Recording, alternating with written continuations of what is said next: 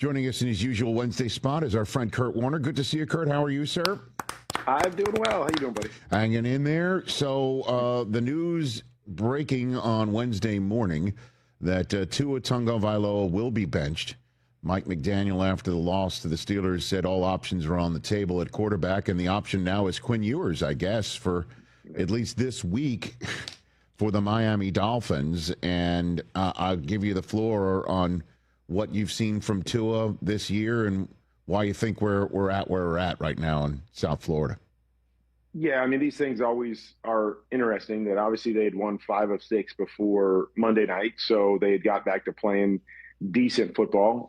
They didn't play well early in the year. Tua wasn't playing well early in the year, so at that point you kind of go, okay, if you make a move now, it's a little more understandable. Then you go on a run, and then after one loss, you bench the guy, and that's like, okay, how does that make sense? But I think, what we're seeing is that they got knocked out of the playoff picture. And so they get knocked out of the playoff picture, and now you're starting to ask questions about the future. What is the future? Is Tua the future of this franchise? Is he the future for at least next year with the big cap hit? Or do we at this point explore some of the other guys we have on the roster, and specifically the young rookie and Quinn Ewers, to see if maybe he can be that guy? Maybe it makes it easier, but we at least need a sample size to see what we have in this room to decide, is it Tua? Is it a guy in this room? Is it neither? Do we have to address that moving into the offseason, whether that's in the draft or free agency, if they've got that ability with obviously the cap hit that Tua would take if they decide to cut ties there. So I think that's why this happens now, not necessarily that Tua hadn't played good football the last month and a half, but it's at the point now where we have to start making some decisions for the future. So why do you think Tua needs to be benched in the eyes of Mike McDaniel, other than what you just said? Hey, we need to see who else we've got. Yeah. He would never do that, obviously. Look to see who else we've got. If Tua's play in his mind was significant enough to keep moving forward with him. As you know, McDaniel might not have his job either, and you've said here, because I listen to you, Kurt, as well as Game Day Morning, which means I have no choice but to listen to you. For 4 hours. That McDaniel and his system, Tua's great for it. And obviously the system that McDaniel would bring, Tua, or let's put it this way, the Dolphins want to stick with Tua, this would be the coach to have. So I'll give you the floor on that one, Kurt. Yeah, I mean, I think the biggest thing is, we've seen Tua play at an extremely high level in this offense. But this year, he didn't. And a lot of factors. What you see oftentimes when you watch this Miami offense is that it's kind of feast or famine. Like, there have been games this year where you go, oh, there it is. There's the offense they're trying to run, and it looks almost picture perfect. And Tua is the perfect fit for this offense. But I've been outspoken a lot about how this offense is really tough for a quarterback. And why Tua fits it is because they ask you to fit it into your number one receiver a lot. It's not like we've got this tremendous system that's built where if this guy's covered, then this guy's open, and then this guy's open. Like, it is, we're going to run the football, we're going to play action, and we're going to find small windows for you. Hit those windows. And Tua has been great at hitting those windows more times than not, but it also forces him to have to try to hit those windows more than, and I don't know, I want to say more than Tua would like, but when I watch, more than I would like. Like, my gosh, that is a really tough throw, and he'll make it over and over again, but you're going to miss that throw a number of times. And so when you're asked to play in that tough of a system over and over again, there is going to be obviously some great moments when you can anticipate and throw with accuracy like Tua can. But there's also going to be some of those famine moments where, man, you were off by a little bit and it's 4 picks, or it's incompletions because the timing was just a tick off. And so it's a challenge to play in this offense. I'm really interested to watch Quinn Ewers, and if they try to do the same things, did they build more of this offense around Tua's strengths, or is this their offense and they're going to try to fit somebody else into it? I will be fascinated these next 3 weeks to watch Quinn Ewers if they're going to ask him to play. Sorry about that. You're going to ask him to play the same way that they asked Tua to play. But, Tua has taken a dip this year, that the offense has taken a dip this year. And I think that's why we've gotten to this point where we're asking the question about the future. But make no mistake, this is not an easy offense for any quarterback to just get plugged into. And if you don't have certain skill sets, accuracy and anticipation, this can be a really tough offense to run. So, like I said, I'm fascinated to see the next 3 weeks and see how Quinn Ewers, which is a guy that I saw in college that I didn't necessarily think was that kind of a guy, anticipation, throwing ahead of schedule, hitting the tight windows.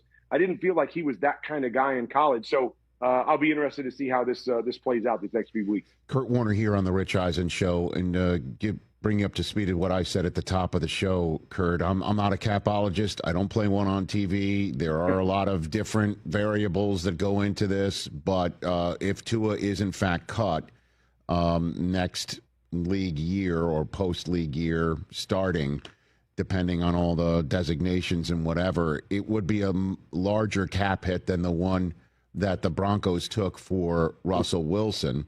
That said, it's not too far apart. And all you got to look at is Denver did what they did with Russ, and all they've done is draft a quarterback and win 22 games to date over not even 2 full seasons. And they're the 1 seed right now heading into the final 3 weeks. So there are ways through taking a massive dead cap hit, but you got to, I guess, have somebody like Bo Nix. What are you seeing out of this kid right now, Kurt, as the Broncos are moving towards the 1 seed? Yeah, you have to have somebody like Bo Nix, but they also had a really good team outside of the quarterback. I think that's another question with Miami, is they've been so quarterback driven in their approach. They haven't been a great defense. They haven't been a great run team, and so that makes you wonder. Okay, can you do and simulate what Denver did in a short period of time? Okay, so that's the end of that conversation. Bo Nix, I thought he played one of his best games this past weekend. And, when you watch Bo, I mean, he's always a playmaker. Like, he's always going to create positive plays for you and make plays in the course of the game. I've been, again, I want to say critical, not critical, but the one thing that I've watched with Bo, over these first couple of years is that I often think he's impatient in the pocket. He kind of hits the top of his drop and wants to take off and doesn't want to settle in and take some of those shots that are coming for him down the field. He'd rather get on the move and create that way. But I felt like in this game against Green Bay, he did a better job of, hanging in there and pushing the ball down the field. And he made big throw after big throw, a couple touchdown throws, the huge throw on 4th and 2, where he probably had some easier looks and shorter throws there. And he said, forget it. I'm taking the go route to my guy Cortland down the sideline and dropped a dime down the sideline. And so if you get that version, obviously they've been really good, winning 11 straight. They've obviously been really good with whatever version of Bo Nix, because he's a good player. But if you can get the version that is more willing, and risk averse to push the ball down the field a little bit more and create some of those big plays along with everything else they have, this becomes a really scary team. In my opinion, because he is a playmaker and he's going to make a lot of plays for you in the course of the game. If he makes some on schedule and big plays for this team, along with that defense, they're going to be really tough. Kurt Warner here on the Rich Eisen Show. I'm going to ask you a question I haven't asked you for about 5 years. What'd you see on film from Phillip Rivers, Kurt? Yeah, it has been a while. I tell you what, I know we were all going into this thing, holding our breath a little bit. In Seattle against a really good defense, 5 years off. Oh my gosh, what are we getting here? Like, we just hope this goes somewhat well for Phillip. And it was mostly managing the game, getting into run plays and keeping them on schedule. But Phillip made some key throws in the game, including the touchdown throw, the late kind of back shoulder throw that set them up for the field goal. A couple of other anticipatory throws in the game. So I thought it was a great start. I don't know if you could have asked for much more than what we got. The physical part of it, you hope as he practices a little bit more, that comes along, a little more velocity or snap on the football, those kinds of things. But extremely impressed with how this thing played out, how he kept him in the game, how he made some critical throws when he needed to, and thought Shane Steichen and the team managed it really, really well to give themselves a real chance to win that game and knock off Seattle. Unfortunately, it didn't pay off that way, but more than impressed. I coming back off of 5 years, we talked about it on the show.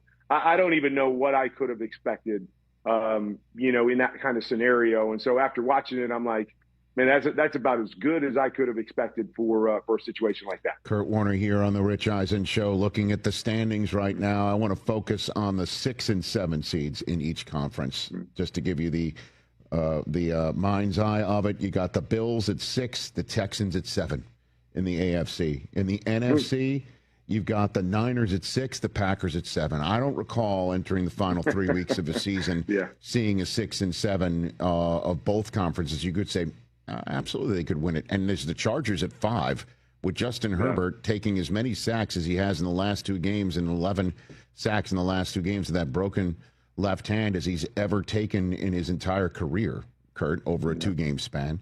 So you put your marker on which one to maybe pop through and go on a run, Kurt. What do you got? Which one to pop through and go on a run? Man, yeah, it makes that number 1 seed so important, right? You don't want to play one of those. You don't want a piece, in round 1. You want to sit at home and hope they beat each other up. Heck yeah. Man, that's a great question. I think any of those teams obviously could knock you off for sure. Man, I want to say the Texans just because of how good their defense is, and I feel like their offense and CJ has been better since he came off of this kind of concussion protocol and had those few weeks off. That their offense has been better. It's hard for me to go against Josh Allen just because we know what he's capable of, and the fact that with the ball in his hands and the ball in the quarterback's hands, 60 snaps, he can beat anybody, and he can put on the cape, as we always talk about. And so I think the best team in that scenario for me would be the Texans, but I won't go against number 17 right there and Josh Allen and say, man, nobody would want to play him in the first round with a higher seed going. Really, we got a higher seed for this. I don't think you want that scenario either. Yeah, and last week I asked you about Trevor Lawrence, about what you've seen out of him, and then he accounts for, what was it, 6 touchdowns? 6 touchdowns. I'll revisit now because that's the game. When he was doing it at Clemson, that's what everybody thought. Let's go draft. Let's go get the first overall pick. That's why I was sitting on game day morning saying, let's go ahead and get Trevor Lawrence for the Jets. Right. So what are you seeing? Are you seeing this guy finally hitting it to that stride? Yeah, I mean he's playing really well. We talked to him over in London. And you remember him talking, that was kind of earlier in the season where he said, okay, I'm still kind of getting my feet under me in terms of this offense. And even some of it is in the run game because we've got a lot of run checks. And so, I'm just trying to get up to speed. I'm getting there, but I'm not there yet.